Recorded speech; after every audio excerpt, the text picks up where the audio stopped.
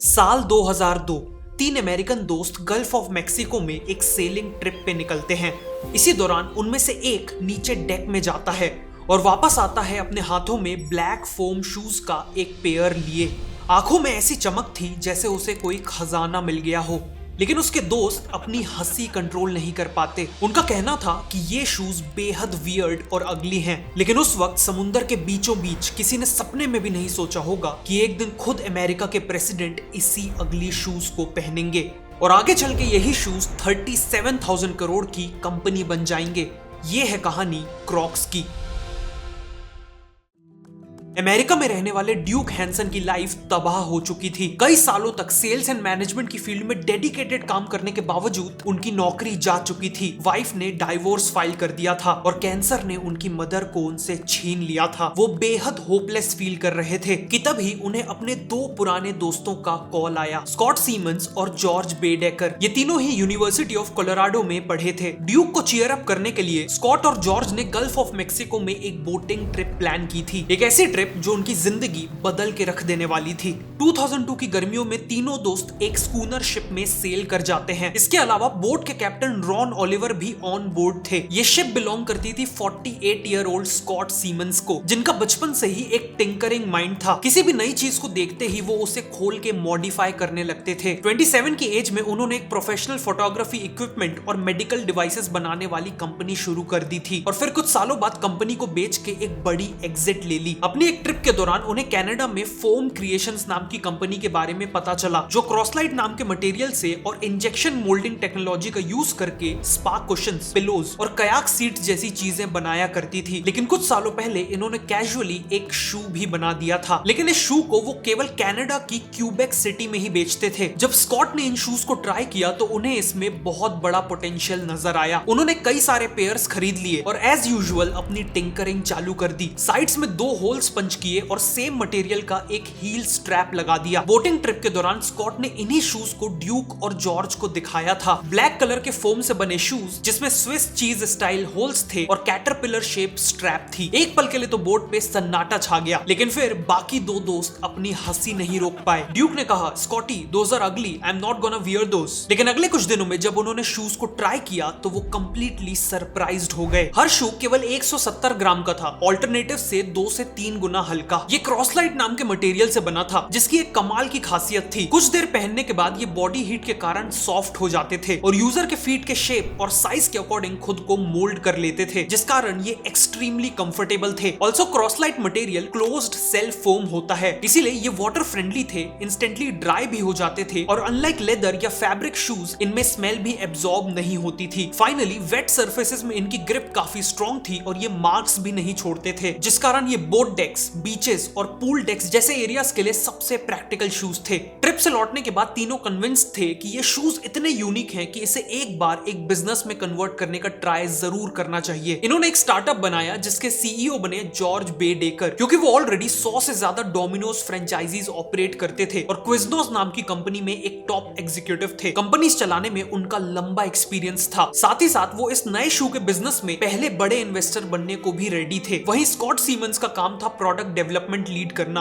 और Duke Hansen को operations का इंचार्ज बनाया गया। फंडिंग के लिए ये कई वेंचर कैपिटलिस्ट के पास गए, लेकिन शूज को देखते ही उन्हें डिसमिस कर दिया जाता था। इसीलिए इन्होंने जहां से भी पॉसिबल था वहां से पैसे उठाए। इनके इनिशियल इन्वेस्टर्स में एक बॉडी बिल्डर, ड्यूक के फादर और इनके कुछ फ्रेंड्स शामिल थे। इनका बिजनेस प्लान सिंपल था। नवंबर 2002 में फ्लोरिडा में दुनिया का सबसे बड़ा इन वाटर बोट शो होने वाला था। यहाँ हजारों बोटिंग एंथुसियास्ट आने वाले थे, इसीलिए एक नए बोट शू को लॉन्च करने के लिए ये बेस्ट इवेंट था। उन्होंने वहां एक स्टॉल सेटअप की और अपने फोम शूज को डिस्प्ले कर दिया। शूज को एक नाम भी दिया, द बीच। वहां भी लोगों का एक्सप्रेशन जाना पहचाना था। लोग इन पे हंसते थे और इन्हें अगली बोलते थे। लेकिन इंटरेस्टिंग बात यह थी कि कोई भी इतने यूनिक शूज को इग्नोर नहीं कर पा रहा था। इनफैक्ट स्टॉल के सामने इतनी भीड़ इकट्ठा हो गई कि रास्ता ब्लॉक हो गया और फायर मार्शल को मेगाफोन में अनाउंसमेंट्स करके क्राउड कंट्रोल करना पड़ा। तभी फाउंडर्स को समझ में आया कि इन शूज की अगलीनेस इनका डिसएडवांटेज नहीं बल्कि इनकी मेन मार्केट मार्केटिंग स्ट्रेटेजी है। हर बार जब कोई स्टॉल के पास रुकता तो ये लोग उसे एक पेयर टॉस कर देते और ट्राई करने को कहते, और एक बार वो इसे ट्राई कर लेते तो इसके कंफर्ट और फीचर्स के दीवाने हो जाते। प्लस इसका प्राइस भी केवल $30 था, ट्रेडिशनल बोटिंग शूज से काफी कम। इसीलिए केवल इस बोट शो के दौरान ही इन्होंने 1000 पेयर्स बेच लिए और प्रूव कर दिया कि उनके प्रोडक्ट की डिमांड रियल है। इसी दौरान फाउंडर्स ने कुछ इंटरेस्टिंग ऑब्जर्वेशंस की। उनके शूज और क्रोकोडाइल्स के बीच काफी सिमिलैरिटीज थी। क्रॉक की ही तरह उनके शूज भी पानी के अंदर, पानी के ऊपर और जमीन तीनों में ही कंफर्टेबल थे। क्रोकोडाइल की स्किन उसे स्ट्रॉन्ग और ड्यूरेबल बनाती थी, उसी तरह क्रॉसलाइट मटेरियल इन शूज को स्ट्रॉन्ग और ड्यूरेबल बनाता था। क्रोकोडाइल कई डिकेड्स तक जीते हैं और इनके शूज भी लंबा चलने के लिए बने थे। लेकिन सबसे इंपॉर्टेंट, अपने शेप और होल्स के कारण इनका शू क्रोकोडाइल के हेड से मैच करता था। इसीलिए इन्होंने अपने शू का नाम रखा क्रॉक्स, जो क्रोकोडाइल का ही शॉर्ट फॉर्म है। इवन इसका लोगो और मैस्कॉट भी एक स्माइलिंग क्रोकोडाइल फेस है और इनकी सबसे पहली टैगलाइन थी गेट अ ग्रिप। 2003 यानी अपने पहले फुल ईयर में इन्होंने 76,000 पेयर्स बेच दिए और $1.2 मिलियन का रेवेन्यू किया। क्रॉक्स की कहानी टेक ऑफ कर चुकी थी, लेकिन पूरे वर्ल्ड के टॉप फुटवेयर ब्रांड्स के सामने क्रॉक्स अभी भी एक बेहद छोटा ब्रांड था। तभी कहानी में एंट्री होती है रॉन स्नाइडर की, जो क्रॉक्स की रॉकेट शिप के लिए हाई ऑक्टेन फ्यूल साबित होने वाले थे। रॉन एक रिटायर्ड एंटरप्रेन्योर थे जो खुद एक $multi-billion कंपनी बनाकर सेल कर चुके थे। 2004 में उन्होंने एक एडवाइजर के तौर पे क्रॉक्स ज्वाइन कर लिया और फाउंडर्स को केवल 2 वर्ड्स की एडवाइस दी, थिंक ह्यूज। फाउंडर्स को रियलाइज हुआ कि वो अभी भी केवल एक मिडिलमैन है। क्रॉक्स बनाने का फॉर्मूला और टेक्नोलॉजी अभी भी कनाडा की फोम क्रिएशंस कंपनी के पास है। इसीलिए उन्होंने $5.2 मिलियन की डील में फोम क्रिएशंस को अक्वायर कर लिया। इसके अलावा उन्होंने क्रॉक्स को नए कलर्स में लॉन्च करना चालू किया और स्लाइट वेरिएशंस के साथ अलग अलग मॉडल्स भी लॉन्च किए गए, जिससे बहुत जल्द क्रॉक्स का मार्केट एक्सपैंड करने लगा। नर्सेस और मेडिकल स्टाफ जिन्हें 12 घंटे की ड्यूटी करनी होती थी, उनके लिए क्रॉक्स लंबे समय तक पहनने में भी कंफर्टेबल था। स्ट्रैप के कारण रिलायबल था, इजी टू क्लीन था और हॉस्पिटल फ्लोर में अच्छी ग्रिप देता था। कुक्स और शेफ्स को हॉट किचन एनवायरनमेंट में क्रॉक्स के होल्स के कारण कंफर्ट मिलता था और ग्रीसी फ्लोर में भी ग्रिप मिलती थी। सिमिलरली चिल्ड्रन, गार्डनर और एल्डरली कस्टमर्स के लिए भी क्रॉक्स बेस्ट चॉइस बनने लगा। इनकी सेल्स लिटरली हर कुछ महीनों में डबल ट्रिपल हो रही थी और 2004 में $13.5 मिलियन तक पहुंच गई। इन्हीं रिजल्ट्स को देखते हुए जनवरी 2005 में रॉन स्नाइडर को क्रॉक्स का सीईओ बना दिया गया और अगले कुछ सालों में तीनों फाउंडर्स ने प्रोफेशनल मैनेजमेंट को पूरी कमान सौंप दी और एक एक करके रिटायर हो गए। स्नाइडर ने चार्ज लेते ही और भी कई नए मॉडल्स ऐड करना चालू कर दिए और अगली कैन बी ब्यूटीफुल के नाम से क्रॉक्स का first ever marketing campaign launch किया। 2006 में क्रॉक्स का आईपीओ आया। ट्रेड ओपन होते ही इनका मार्केट कैप $1.15 बिलियन हिट कर गया और $208 मिलियन रेस करके ये अमेरिकन हिस्ट्री का सबसे बड़ा फुटवेयर आईपीओ बन गया। तीनों फाउंडर्स मल्टी मिलियनियर बन चुके थे, लेकिन सबसे चौंका देने वाली कहानी थी बोट के कैप्टन रॉन ओलिवर की। वही रॉन ओलिवर जो इनकी बोटिंग ट्रिप के दौरान कैप्टन थे। उनकी नेटवर्थ $10 मिलियन से भी ज्यादा हो गई थी, क्योंकि उन्होंने भी शुरुआत में क्रॉक्स में इन्वेस्ट किया था। सिमिलरली 2005 में एक स्ट्रगलिंग ग्राफिटी आर्टिस्ट ने एक स्टार्टअप ऑफिस को पेंट किया था और पैसे लेने की जगह उस स्टार्टअप के स्टॉक्स ले लिए। केवल 7 सालों बाद उन शेयर्स की वैल्यू $200 मिलियन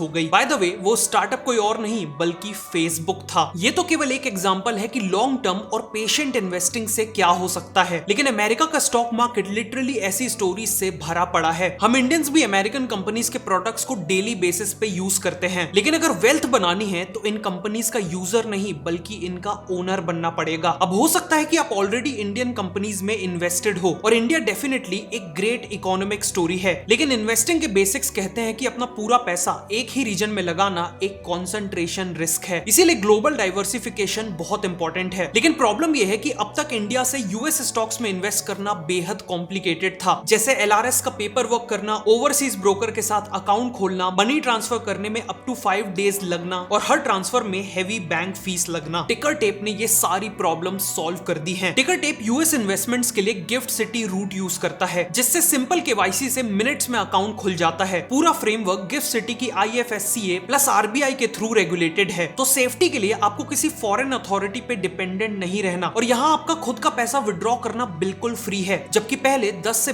$20 विड्रॉवल चार्जेस लगते थे। और फाइनली प्रो अकाउंट होल्डर्स के लिए इनका ब्रोकरेज केवल 0.15% है। ऑल्सो यूएस स्टॉक्स में इन्वेस्ट करने के लिए लाखों रुपए नहीं चाहिए। आप टिकर टेप के थ्रू फ्रैक्शनल इन्वेस्टिंग से सिर्फ 100-200 रुपए में यूएस कंपनीज में इन्वेस्ट कर सकते हो। तो अभी डिस्क्रिप्शन या पिन कमेंट में दिए हुए लिंक को यूज करिए और टिकर टेप पे साइन अप करिए and use my code SHIFT26, जिससे आपको टिकर टेप का प्रो सब्सक्रिप्शन बिल्कुल फ्री में मिलेगा।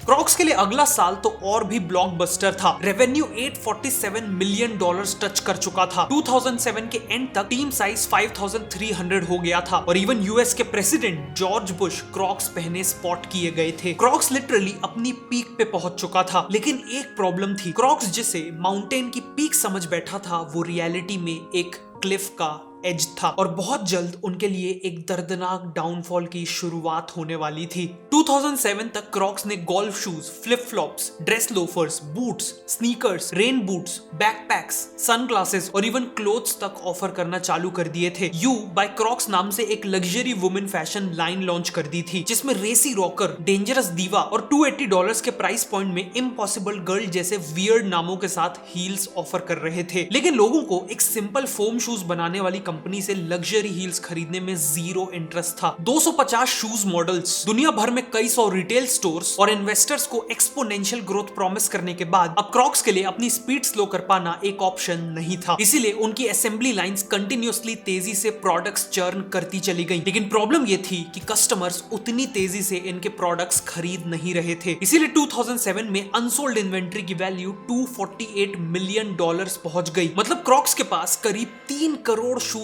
के पेयर्स अनसोल्ड पड़े हुए थे। लेकिन ये तो केवल प्रॉब्लम्स की शुरुआत थी। कई ब्रांड्स बर्बाद हो जाते हैं क्योंकि वो विजिबल ही नहीं होते, वो कस्टमर्स तक पहुंच ही नहीं पाते। लेकिन क्रॉक्स की प्रॉब्लम ये थी कि वो कुछ ज्यादा ही विजिबल था। वो लिटरली हर जगह मौजूद था। Shoe stores, sporting goods store, department stores, 7-Eleven store, airport kiosk, petrol pumps और even garden supply stores. Crocs हर जगह मिल रहा था। ऑल्सो चाहे यूएस प्रेसिडेंट हो या एक गार्डनर, ग्रैंड मदर हो या ग्रैंड चिल्ड्रन, सेलिब्रिटी शेफ हो या पेट्रोल पंप अटेंडेंट, लिटरली हर कोई क्रॉक्स पहने दिख रहा था। इसीलिए इवेंचुअली लोगों के मन में क्रॉक्स के लिए एक फटीग, एक थकान डेवलप होने लगी और इवेंचुअली यही फटीग हेट में कन्वर्ट हो गई। कनाडा के 2 टीनेजर्स ने लिटरली IHateCrocs.com नाम से एक रियल वेबसाइट बना डाली, जिसकी टैगलाइन थी dedicated to elimination of Crocs. उन्होंने क्रॉक्स को फायर क्रैकर से ब्लो अप किया, सिजर से काटते हुए वीडियो बनाई और क्रॉक्स के अगेंस्ट कई ब्लॉग्स लिखे। इवन 1000 से ज्यादा I hate Crocs T shirt sale कर दी। फाइनली टाइम मैगजीन ने क्रॉक्स को 50 वर्स्ट इन्वेंशंस की लिस्ट में शामिल कर लिया। अब तक क्रॉक्स दुनिया का सबसे हेटेड फुटवेयर बन चुका था। लेकिन इसी दौरान कुछ ऐसा हुआ जिसने सिचुएशन को और भी बिगाड़ दिया। कई ऐसे इंसिडेंट सामने आए जिसमें क्रॉक्स का सॉफ्ट क्रॉसलाइट फोम एस्केलेटर गैप्स में फंसने लगा, जिससे कई लोग स्पेशली बच्चे इंजर्ड हो गए। इन इंसिडेंट्स की 186 कंप्लेंट्स आई और जापान ने क्रॉक्स को ऑफिशियल वार्निंग तक दे डाली। 2008 तक क्रॉक्स जैसे तैसे इन सबको मैनेज कर रहा था कि तभी आउटसाइड वर्ल्ड में कुछ ऐसा हुआ जिसने उन्हें जड़ से हिला दिया। The 2008 global financial crisis. जिस कंपनी ने पिछले साल $168 मिलियन का प्रॉफिट किया था, उसी कंपनी ने इस साल $185 मिलियन का लॉस किया था। पिछले साल जो कंपनी 24,000 करोड़ की थी, आज उसी कंपनी की वैल्यूएशन 300 करोड़ बची थी। लेकिन फाइनल ब्लो आया 2009 में, जब क्रॉक्स के एक्सटर्नल ऑडिटर्स डेलॉयट ने लिख दिया कि क्रॉक्स का as a going concern continue करना डाउटफुल है। सिंपल भाषा में उनका कहना था कि ये कंपनी कभी भी डूब सकती है। इन्वेस्टर डेमन विकर्स ने कहा कि ये कंपनी एक ज़ॉम्बी की तरह है, ये ऑलरेडी डेड कंपनी है, बस उन्हें पता नहीं है कि वो डेड है। इस समय तक क्रॉक्स ने अपनी कनाडा वाली फैक्ट्री बंद कर दी थी, वही फैक्ट्री जहां क्रॉक्स का इन्वेंशन हुआ था। 2000 एम्प्लॉइज को नौकरी से निकाला जा चुका था और दुनिया भर के एक्सपर्ट्स ऑलरेडी इनका डेथ सर्टिफिकेट बना चुके थे। लेकिन वो कहते हैं ना, it's not over until it's over. कहानी में आगे कुछ ऐसा होने वाला था जो बिजनेस हिस्ट्री का one of the most iconic comeback साबित होने वाला था। अगले कुछ सालों तक क्रॉक्स ने लगातार लॉसेस किए और जब कोई होप नजर नहीं आ रही थी, तभी कहानी में एंट्री होती है ब्लैकस्टोन की, दुनिया के सबसे बड़े प्राइवेट इक्विटी फर्म्स में से एक। उन्होंने क्रॉक्स में वो देखा जो बाकी सबने इग्नोर कर दिया था, कि क्रॉक्स का ब्रांड अभी भी ग्लोबली रिकॉग्नाइज्ड है और अभी भी कंपनी को टर्न अराउंड किया जा सकता है। इसीलिए उन्होंने $200 मिलियन इन्वेस्ट करके कंपनी को एक लाइफलाइन दी। साथ में एंड्रयू रीस नाम के एक टॉप मैनेजमेंट कंसल्टेंट को क्रॉक्स के टर्न अराउंड का इंचार्ज बना दिया और आगे चल के यही ही सीईओ भी बन गए। रीस ने महीनों लगाए और क्रॉक्स के हर प्रोडक्ट लाइन, हर इंडिविजुअल स्टोर की profitability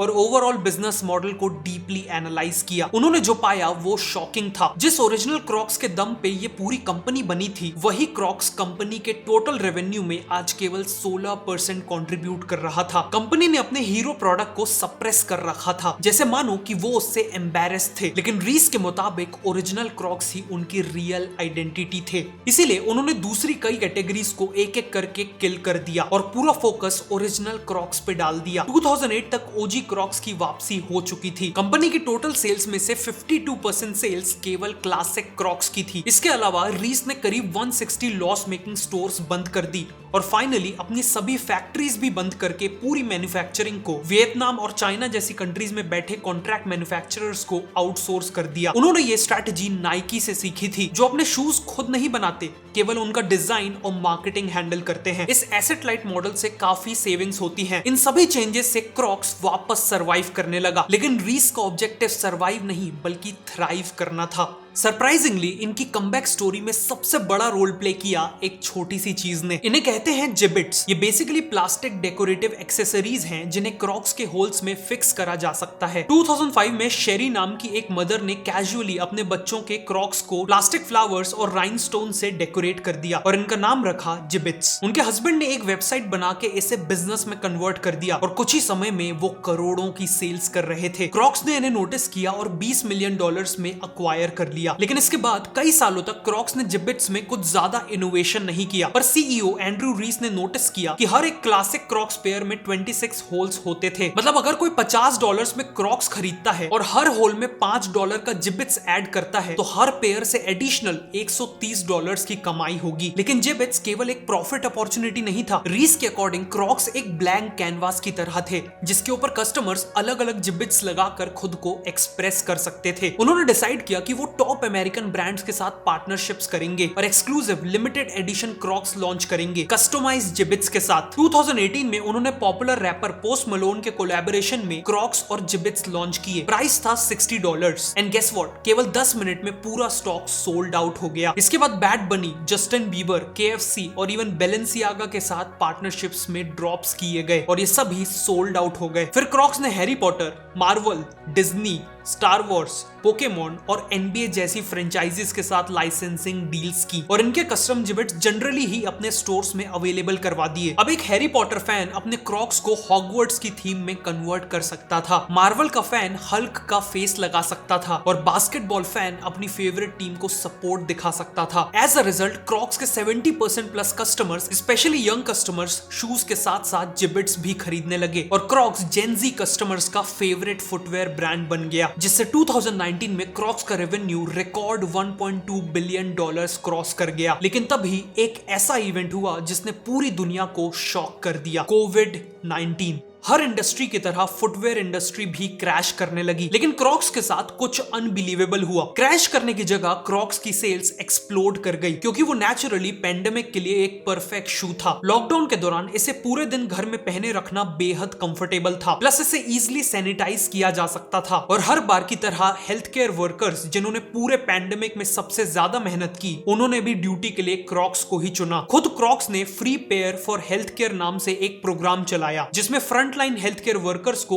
8,60,000 pairs of Crocs worth $40 million donate किए, जिससे इनकी काफी पॉजिटिव ब्रांड इमेज बन गई। लेकिन कोविड के दौरान वायरस के अलावा एक और चीज फैल रही थी, short form content, specially TikTok. बिना कुछ करे ही क्रॉक्स टिकटॉक पे एक्सप्लोड कर गया, जहां जेनजी किड्स जिबिट्स का यूज करके अपनी क्रिएटिविटी दिखा रहे थे। Before after videos, Jibbitz customization videos और अनबॉक्सिंग वीडियोस, इनमें मिलियंस में व्यूज आ रहे थे और क्रॉक्स को करोड़ों की फ्री पब्लिसिटी मिल रही थी। क्रॉक्स ने भी $1000 क्रॉक्स चैलेंज नाम से कैंपेन लॉन्च किया। फैंस को चैलेंज किया कि वो $1000 लगा के अपने क्रॉक्स को कस्टमाइज करें। 300 करोड़ क्यूमुलेटिव व्यूज के साथ ये टिकटॉक की हिस्ट्री का one of the most successful campaign बन गया। इन सभी स्ट्रेटजीज ने क्रॉक्स को न केवल एक सेकंड लाइफ दी, बल्कि उसे कंप्लीटली ट्रांसफॉर्म कर दिया। उनका रेवेन्यू साल दर साल एक्सपोनेंशियली ग्रो करने लगा और 2024 तक $4.1 बिलियन तक पहुंच गया। क्रॉक्स की कहानी कहानी हमें बिजनेस के साथ साथ पर्सनल लाइफ लेसन्स भी देती है। पूरी जर्नी के दौरान कई लोग क्रॉक्स पर हंसे, उसे अगली कहा, वर्स्ट इन्वेंशन तक कह दिया। शायद इसी से इन्फ्लुएंस होकर क्रॉक्स ने खुद को ऐसा बनाने की कोशिश की जो उसकी कोर आइडेंटिटी से कोसों दूर था, और यही आइडेंटिटी शिफ्ट उसके डाउनफॉल का कारण बना। लेकिन जब क्रॉक्स ने दोबारा अपनी असली आइडेंटिटी को एक्सेप्ट किया, बिना किसी शर्म के, बिना किसी अपॉलॉजी के, तो उसका एक कमाल का कमबैक हुआ। क्योंकि अगर कोई भी चीज डिफरेंट होती है तो दुनिया उस पर पहले हंसती है, फिर उसे एक्सेप्ट कर लेती है और आखिर में उसे सेलिब्रेट करती है। ये थी कहानी क्रॉक्स की। अगर आपको ये वीडियो अच्छी लगी तो मैं रिकमेंड करूंगा कि आप नेक्स्ट इस वीडियो को देखें।